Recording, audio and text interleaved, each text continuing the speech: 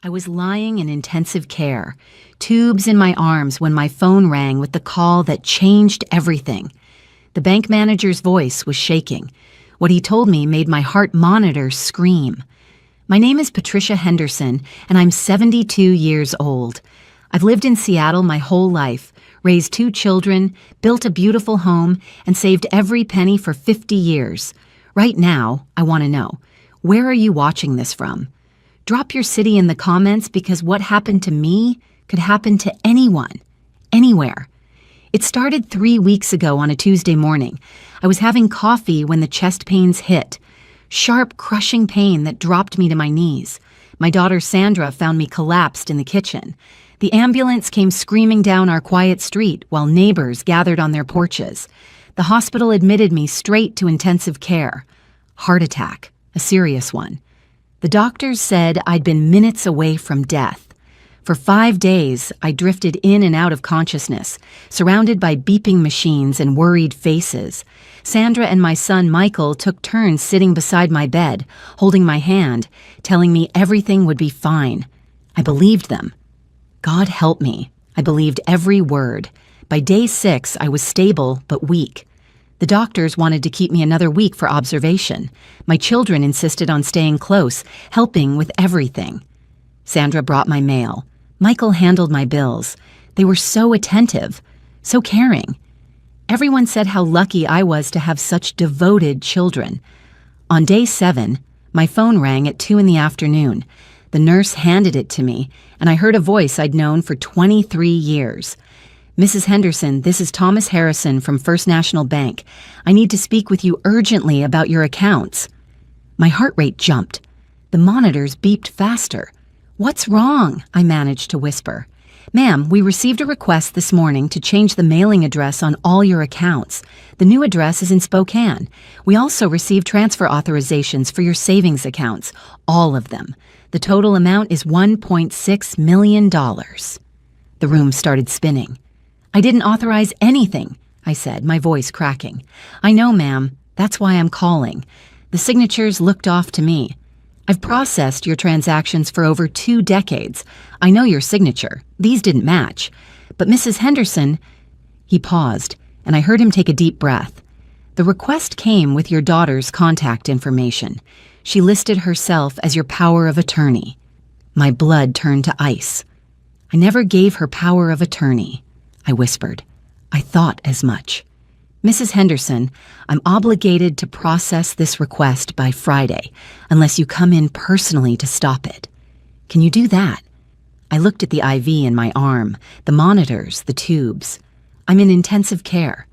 Then I'll stall as long as I can, but you need to act fast. He hung up. I lay there, staring at the ceiling, my whole world crumbling around me. My children were stealing everything I had. While I fought for my life, I couldn't breathe, and this time it wasn't my heart. This was pure betrayal crushing my chest. My own children, the babies I'd nursed, the teenagers I'd sacrificed everything for, the adults I'd helped through every crisis, were robbing me blind while I lay dying. The nurse rushed in because my heart monitor was going crazy. She adjusted my medication, told me to calm down, asked if I was in pain. I nodded, but it wasn't physical pain. This was something much worse. I had to think. I had to plan. But my mind was foggy from medication and shock. Sandra came that evening with flowers and a bright smile. How are you feeling, Mom? You look so much better today. I studied her face. The same green eyes I'd looked into 1,000 times. The same smile she'd had since childhood. How could someone so familiar suddenly be a complete stranger? I'm tired, I said carefully. The doctors say I need rest. Of course. Don't worry about anything at home. Michael and I are handling everything. She patted my hand. We've got your mail, your bills, everything. You just focus on getting better. Every word was a knife. That's so thoughtful, I said, keeping my voice weak. What would I do without you both? You'll never have to find out, Mom. We're here for you. Always. She kissed my forehead and left. I watched her walk away, designer purse on her shoulder, the purse I'd bought her last Christmas for $800. Money I'd saved from my teacher's pension. That night, I barely slept. I kept thinking about the past 5 years since Robert died, how Sandra had suddenly become so interested in my finances, how she'd suggested I needed help managing my accounts, how Michael had brought over those important papers for me to sign when I had the flu. Had I signed something then? I'd been so sick. Fever of 103, could barely see straight. Michael had stood over me, pointing to signature lines, saying it was just updated beneficiary forms. Had that been the power of attorney? The next morning, I called my lawyer's office from the hospital phone. David Morrison had handled Robert's estate. He was sharp, thorough, and most importantly, he knew my family. "Patricia, I heard about your heart attack. How are you holding up?" "David, I need you to come to the hospital today. Don't call my children, don't tell anyone you're coming, and bring everything we need to revoke a power of attorney." Silence on the line. Then, "What happened?" "They're trying to steal everything, $1.6 million. They think I'm too sick to notice." His voice went cold and professional. "I'll be there in an hour. Don't sign anything. Don't tell them you know. And Patricia, we're going to stop this." After I hung up, Michael arrived with breakfast. Pancakes from my favorite diner, orange juice, coffee made just how I like it. "Thought you could use some real food instead of hospital garbage," he said cheerfully. I looked at my son, 6 feet tall, strong, successful, a pharmaceutical sales rep making 6 figures. And somehow, that wasn't enough. He needed my money too. "Thank you, sweetheart," I said, taking the coffee with trembling hands. "You're so good to me." Michael sat down, scrolling through his phone. "Sandra and I were thinking, Mom, when you get out of here, maybe you should come stay with one of us for a while, just until you're stronger." My stomach turned. They wanted me under their watch, controlled, isolated. "That's sweet, but I'll be fine at home. I've got my neighbors, my church friends."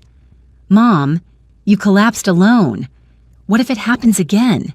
We'd feel terrible if something happened and we weren't there to help." "I'll think about it," I said, putting just enough weakness in my voice. He seemed satisfied. We made small talk about his work, his wife, Jennifer, their kids, my grandchildren. I thought about them. Emma, 9 years old, and Jason, 7. Did they know their father was a thief? Would they grow up thinking this was acceptable? David arrived at 11, carrying his briefcase and wearing his courtroom face. Michael had just left. "Tell me everything," David said, pulling up a chair. I told him about the bank manager's call, the address change to Spokane, the transfer authorizations, Sandra's fake power of attorney claim. David took notes, his jaw getting tighter with every detail.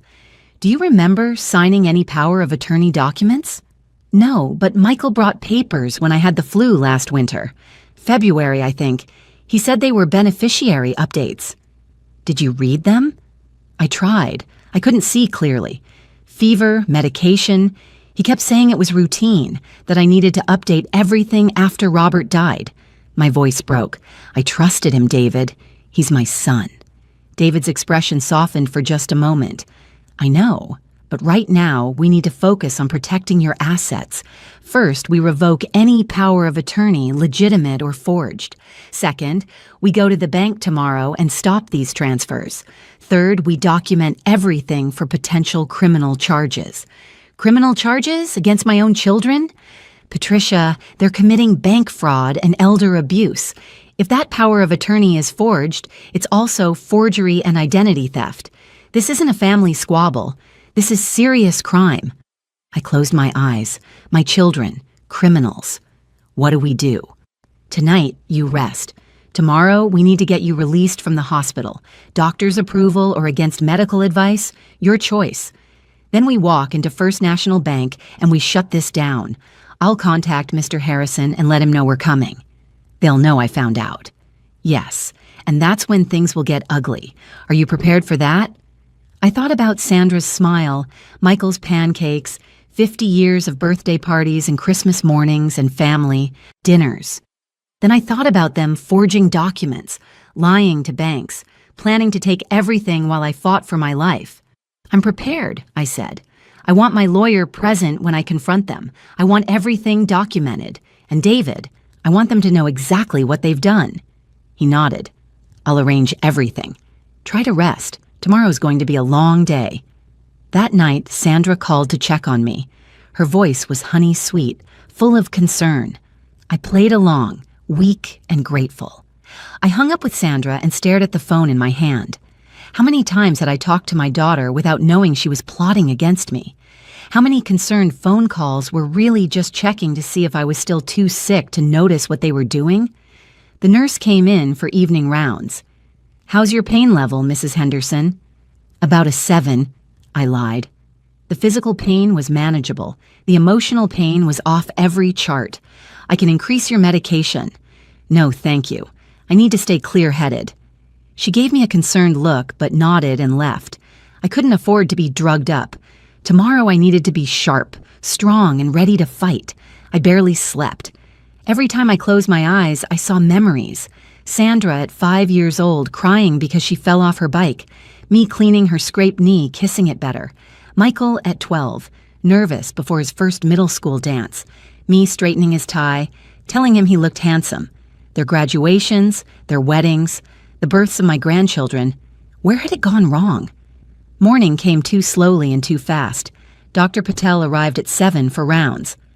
"Mrs. Henderson, your numbers look good. Heart rate stable, blood pressure improving, but I'd like to keep you at least 3 more days." "Dr. Patel, I need to leave today. I have urgent business matters that require my immediate attention." He frowned. "You've had a serious cardiac event. You need rest and observation." "I understand the risks, but this can't wait. I'll sign whatever release forms you need." We argued for 20 minutes. Finally, he agreed to discharge me with strict conditions. Minimal physical activity, follow-up appointments scheduled, a long list of medications, and a stern warning about the dangers of stress. "Whatever this business is, Mrs. Henderson, it better be worth risking your health." "It's worth everything," I said quietly. David arrived at 9 with clothes from my house. He'd gotten my spare key from the neighbor. Professional slacks, a blazer, sensible shoes, battle armor. Getting dressed exhausted me. My hands shook, buttoning the blouse. David had to help with my shoes. I looked in the bathroom mirror and barely recognized myself. Pale, thin, aged 10 years in 1 week. But my eyes were clear and hard. "Ready?" David asked. "One thing first." I pulled out my phone and called Sandra. "Mom, is everything okay?" "Everything's fine, sweetheart. I'm being discharged today. The doctors say I'm doing so well." "That's wonderful. Do you need me to pick you up?" No. A friend from church is coming. I just wanted you to know I'll be home this afternoon." "Okay. I'll stop by tonight to check on you." "That would be lovely." I hung up and looked at David. "Now, they know I'm mobile. They'll panic. They'll try to rush the transfers." "Good. Panicked people make mistakes, and Mr. Harrison is expecting us at 10:30. He's flagged all your accounts as requiring in-person authorization for any changes." The hospital wheelchair felt like a throne as they rolled me out to David's car. I was weak, exhausted, and terrified. But I was also angry, and anger, I was about to learn, could be more powerful than any medicine. The drive to First National Bank took 15 minutes. David kept glancing at me, probably worried I'd have another heart attack right there in his Mercedes. "You're sure you're up for this?" he asked. "David, I spent 50 years saving every dollar. I worked as a teacher for 35 years. I took summer jobs. I clipped coupons. Robert and I never took expensive vacations. We drove used cars. We saved and invested and sacrificed so we'd have security in our old age. That money represents every hour I stood in front of a classroom, every weekend I graded papers, every sacrifice I made." My voice was steel. "I'm up for this." First National Bank sat on the corner of 5th and Madison, a solid brick building where I'd done business since 1978. I knew every teller, every manager. They'd celebrated with me when Robert and I paid off our mortgage. They'd helped me navigate finances after he died.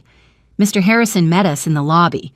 He was 60, gray-haired, and looked genuinely distressed. "Mrs. Henderson, thank God you're all right. When I heard about your heart attack..." He shook his head. "Come to my office. We need to talk privately." His office was quiet, professional, lined with family photos. He closed the door and pulled out a thick folder. "Here's everything. The address change request came in Monday. Your daughter called first, said you were in intensive care and had asked her to handle your affairs. She provided what she claimed was power of attorney documentation. Then she submitted written requests to change your mailing address to a Spokane address and to transfer funds from your 3 savings accounts into a new checking account." "Let me see the power of attorney," David said. Mr. Harrison slid the document across his desk. David studied it, then showed it to me. My signature was there, but something was wrong. "This is dated February 14th, David said. "Patricia, is this your signature?" I looked closely. It was similar, but not quite right. The P in Patricia, I always loop it twice. This one only looped once. The H in Henderson had a different slant. "It's forged," I said. "That's not my signature, and I never signed any power of attorney, ever." Mr. Harrison's face went grim. "That's what I suspected. Mrs. Henderson, I've processed your signatures for 23 years. I know your handwriting. This was close, but it wasn't right. That's why I called you instead of processing the request." "What about the transfer authorizations?" David asked. "Also forged. Same handwriting. They were trying to move funds in stages. 200,000 this week, another 300,000 next week, spreading it out to avoid immediate red flags. The full transfers would have cleared by the end of the month. $1.6 million. Gone. My entire life's savings." "Can we stop it completely?" I asked. "Already done. I've flagged all your accounts. Nothing moves without your in-person authorization. I've also documented everything and reported the suspected fraud to our security department." David leaned forward. "Mr. Harrison, we need copies of everything. Every document, every request, every communication with Sandra Henderson, time-stamped and certified." Mr. Harrison nodded. "I'll have everything ready within the hour. Mrs. Henderson, I need you to sign new authorization forms. We'll also set up additional security measures. Password verification, dual authentication for any transactions over $5,000. My hands were shaking as I signed the real documents, my real signature, with the proper loops and slants, the signature of a woman who'd worked honestly for 50 years, who'd never stolen anything, who'd raised her children to know right from wrong. Apparently, that last part failed spectacularly. "There's something else," Mr. Harrison said quietly. "Your daughter called this morning. Twice. Very insistent about when the transfers would be processed. She seemed agitated when I told her there were verification delays." "She knows time is running out," David said. "Mrs. Henderson is getting healthier. Once she's fully recovered, she'll notice the missing money. They needed to move fast." "What happens now?" I asked. David's expression was grave. "Now we go to the police. This is bank fraud, forgery, identity theft, and elder abuse. These are serious felonies. If convicted, they're looking at significant prison time." Prison. My children? In prison. I must have looked pale because Mr. Harrison quickly poured me a glass of water. "Mrs. Henderson, are you all right?" "I don't know if I can do this. They're my children." "They tried to steal $1.6 million from you while you were fighting for your life in intensive care," David said, his voice gentle but firm. "This isn't a mistake. This isn't a misunderstanding. This is calculated, premeditated theft. They forged documents. They lied to banks. They were going to take everything and leave you with nothing." "What would I have done?" I whispered. "If they'd succeeded?" "You'd have lost your home," Mr. Harrison said quietly.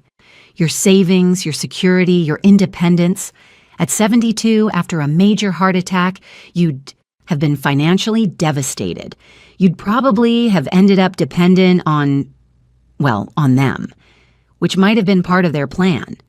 The full horror hit me. They weren't just stealing money. They were stealing my entire future, my freedom, my ability to live independently. They were going to make me dependent on them, the very people who'd robbed me. If you're enjoying this story and want to hear more like it, please hit that subscribe button. Your support means everything, and trust me, you won't want to miss what happens next. I took a deep breath. David, call the police. I want to file charges. I want everything documented, and I want to be there when they find out I know. Are you absolutely certain? I thought about the forged signatures, the Spokane address, the carefully staged transfers, the phone calls to the bank, Sandra's sweet voice asking about my health while planning to rob me blind. I'm certain. They made their choice. Now they live with the consequences. David made the call. Within 30 minutes, 2 detectives arrived at the bank, Detective Sarah Mills and Detective James Rodriguez. They were from the Financial Crimes Unit, experienced and professional. Mrs. Henderson, we understand you want to file charges against your children for attempted financial fraud, Detective Mills said. Yes, I'll tell you everything. I sat in that conference room at the bank and told the detectives everything. The heart attack, the intensive care, the bank manager's call, the forged power of attorney, every detail, every lie, every manipulation. Detective Rodriguez took notes while Detective Mills recorded everything. They were thorough, asking questions about dates, times, specific conversations. David provided the legal documents. Mr. Harrison provided the bank records. Mrs. Henderson, this is a strong case, Detective Mills said. We have documentary evidence of forgery, attempted fraud, and elder abuse. The bank's fraud prevention actually works in your favor. Everything's time-stamped and documented. What happens next? I asked. We'll need to interview your children. We'll examine the forged power of attorney document for fingerprints and handwriting analysis. We'll trace the Spokane address to see if they'd already set up accounts there. This is going to take a few days to build the full case. I want to confront them, I said. Before you arrest them, I want them to know that I know. The detectives exchanged glances. Mrs. Henderson, that's not typically advisable, Detective Rodriguez said.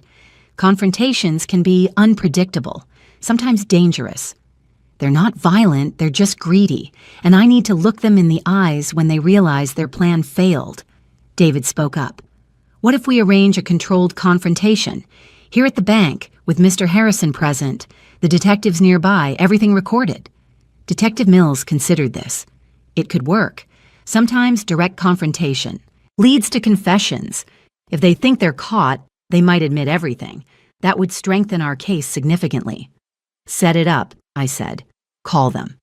Tell them there's an urgent issue with my accounts that requires their immediate attention. Tell them I'm too weak to come alone and need their support. The irony of that last part burned. Mr. Harrison made the call to Sandra first, putting it on speaker. Miss Henderson, this is Thomas Harrison from First National Bank. We need you and your brother to come to the bank immediately. There's an urgent issue with your mother's accounts. What kind of issue? Sandra's voice was sharp, worried. I'd prefer to discuss it in person. It's regarding the power of attorney documentation and the transfer requests. Can you be here within the hour? Silence. Then, yes, I'll call Michael. We'll be right there. She hung up fast, too fast. She's panicking, David said. She knows something's wrong. Good, I replied. We waited in Mr. Harrison's office. The detectives positioned themselves in an adjacent conference room with a clear view through the interior windows. David sat beside me. Mr. Harrison provided coffee and quiet reassurance. My heart was pounding, but this time it wasn't a heart attack. It was adrenaline, anger, righteous fury. 40 minutes later, the receptionist buzzed. Mr. Harrison, Sandra Henderson and Michael Henderson are here. Send them to conference room B, please. We moved to the larger conference room. I sat at the head of the table, David on my right, Mr. Harrison on my left. The detectives watched from the observation room. The door opened. Sandra walked in first. Designer suit, perfect makeup, confident smile. Michael followed, tall and professional in his business casual. Then they saw me. The color drained from Sandra's face. Michael actually stopped walking, frozen in the doorway. Mom, what are you doing here? You should be in the hospital, Sandra said, her voice climbing an octave. Sit down, I said quietly. Both of you. They sat. I watched them glance at David, at Mr. Harrison, at each other, calculating, worried. Mr. Harrison called us about some issue with your accounts, Michael started. We came right away to help. Stop, I said. The single word cut through the room like a blade. Stop lying, stop pretending, stop acting like you care. Sandra reached for my hand. I pulled away. Mom, what's wrong? You're not making sense. You've been so sick. I know everything, I said. Each word was ice. The forged power of attorney, the address change to Spokane, the transfer authorizations, $1.6 million. Did you really think I wouldn't find out? Dead silence. Michael recovered first. Mom, I don't know what you're talking about. We were just trying to help manage your affairs while you were sick. You asked us to... I never gave you power of attorney, ever. That document is forged. I slid the paper across the table. That's not my signature. Mr. Harrison knows it. My lawyer knows it. And the police know it. Police? Sandra whispered, her face going white. Detective Mills and Detective Rodriguez from the Financial Crimes Unit. They're very interested in your activities over the past week. Michael stood up abruptly. This is insane. Mom, you're confused. The heart attack, the medications. You're not thinking clearly. We were only trying to help protect your money while you were incapacitated. By transferring it all to Spokane, by changing my mailing address so I wouldn't see the bank statements, by forging legal documents? My voice rose. You call that protection? We can explain, Sandra said desperately. It's not what it looks like. Then explain the Spokane address. Explain why you needed to transfer over $1 million immediately. Explain why you lied to the bank and claimed I'd authorized everything. They looked at each other. I saw the moment they realized they were caught. Sandra's eyes filled with tears, the same tears she'd used since childhood to manipulate me. Michael's jaw clenched, his hands fisting. You know what the worst part is? I said softly. It's not the money. It's that you did this while I was dying. While I was in intensive care with tubes in my arms and machines keeping me alive, you were forging documents and planning to steal everything I'd worked 50 years to build. Mom, we needed the money, Michael blurted out. I made some bad investments. I owe people, serious people. If I don't pay them back... Michael, Sandra hissed, shut up. But it was too late. He just confessed. So you thought you'd steal from your dying mother? I asked. That was your solution. We were going to pay it back. Sandra tried. Eventually. Once Michael's situation was resolved. We weren't really stealing. You forged power of attorney documents. You lied to banks. You tried to transfer over $1 million without my knowledge or consent. That's not borrowing. That's theft. David spoke for the first time. It's also bank fraud, forgery, identity theft, and elder abuse. Each of those carries significant prison time. Prison? Sandra's voice was shrill. Mom, you can't be serious. We're your children. And I'm the mother you tried to rob, I said, while I was fighting for my life. Michael leaned forward, his expression hardening. Fine. You want the truth? Yes, I needed money. Yes, we moved quickly while you were sick. But think about it, Mom. That money. Who are you saving it for anyway? Us. Your children, your grandchildren. We're your beneficiaries. That money would come to us eventually. We just needed it now. The absolute audacity took my breath away. So you decided to take your inheritance early, without asking, without my permission, by forging documents and committing multiple felonies? We didn't think you'd understand, Sandra said, dabbing at her tears. You're always so careful with money, so frugal. We knew you'd say no. So you forged a power of attorney and tried to steal it while I was unconscious in intensive care. We didn't think you'd find out so fast, Michael snapped. Then he seemed to realize what he'd said. I mean, you didn't think I'd find out at all, I finished. You thought by the time I was well enough to check my accounts, the money would be gone, transferred, hidden, impossible to recover. And what was I supposed to do then? A 72-year-old woman with a weak heart? Sue my own children? Report you to the police? You thought I'd just accept it and stay quiet to avoid scandal. From the way they looked at each other, I knew I'd hit the truth exactly. You would have destroyed me, I continued. Financially, emotionally, completely. I would have lost everything. My home, my security, my independence. I would have been destitute. And you... I looked at my daughter, my son, these strangers with familiar faces. You would have let that happen to your own mother. Mom, please, Sandra begged. We can fix this. We'll return everything. We'll tear up the power of attorney. We'll make this right. Just don't involve the police. Think about the grandchildren. Think about the family. I am thinking about them, I said. I'm thinking Emma and Jason deserve to learn that actions have consequences, that stealing is wrong, that family doesn't mean you can commit crimes and expect forgiveness. The door opened. Detectives Mills and Rodriguez walked in. Sandra Henderson and Michael Henderson, Detective Mills said formally. We need you to come with us for questioning regarding allegations of bank fraud, forgery, and elder abuse. Sandra burst into sobs. Michael stood rigid, his face a mask of fury and fear. You're really doing this? He asked me. Your own children? You did this, I replied. The moment you forged my signature, the moment you chose money over your mother, you did this to yourselves. They were escorted out. Sandra was crying hysterically. Michael walked with his head high, but I saw his hands shaking. The conference room fell silent. I sat there, feeling ancient and hollow. David put a hand on my shoulder. Are you all right? I don't know, I said honestly. I just watched my children get taken away by police. How is anyone all right after that? Mr. Harrison quietly closed the door, giving me privacy. David sat beside me, not speaking, just present. Did I do the right thing? I asked. Yes, absolutely yes. What they did was criminal. They would have destroyed your entire financial security. You're 72 years old, Patricia. You can't rebuild a lifetime of savings. I nodded, tears finally coming. I'd held them back through everything. The confrontation, the confession, the arrests, now they fell freely. I keep thinking about when they were little. Sandra's first day of school, Michael learning to ride a bike, birthday parties and Christmas. Mornings. Where did I go wrong? You didn't go wrong. They made choices, bad choices, illegal choices. That's on them, not you. The next few weeks were a blur. The district attorney filed formal charges. The evidence was overwhelming. Forged documents, bank records, recorded phone calls, their own partial confessions. Both Sandra and Michael hired expensive lawyers.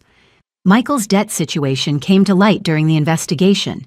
He'd lost nearly $400,000 in cryptocurrency investments and owed another $200,000 to some very questionable people. Sandra had known about it and helped plan the theft to save her brother. The family fell apart. Michael's wife, Jennifer, filed for divorce. She brought Emma and Jason to see me once, both children crying, not understanding why their father was in trouble. I held them and told them I loved them and that sometimes adults make terrible mistakes. Sandra's husband, Tom, had known nothing about the plan. He was horrified. They separated. My church community rallied around me. Friends I'd had for 40 years brought meals, sat with me, helped me process everything. Some asked why I'd pressed charges. I told them the truth, because what they did was wrong, and being family doesn't give anyone the right to commit crimes. 3 months after that terrible day at the bank, both Sandra and Michael took plea deals. Sandra received 2 years in prison and 5 years probation. Michael got 4 years in prison and 10 years probation, plus restitution requirements. I sat in the courtroom when they were sentenced. Michael wouldn't look at me. Sandra sobbed through the entire proceeding. The judge addressed them directly. You targeted your own mother while she was gravely ill. You violated the trust that should exist between parent and child. You committed serious crimes motivated purely by greed. These sentences reflect not just the crime, but the betrayal. I walked out of that courtroom with David beside me. The press tried to ask questions, but I ignored them. Back home, I stood in my kitchen, the same kitchen where I'd collapsed 3 months ago. Everything looked the same, but nothing was the same. My children were in prison, my family was shattered, but my savings were intact. My home was secure, my future was protected. I'd survived the heart attack, I'd survived the betrayal. I was still standing, and sometimes that's the only victory that matters.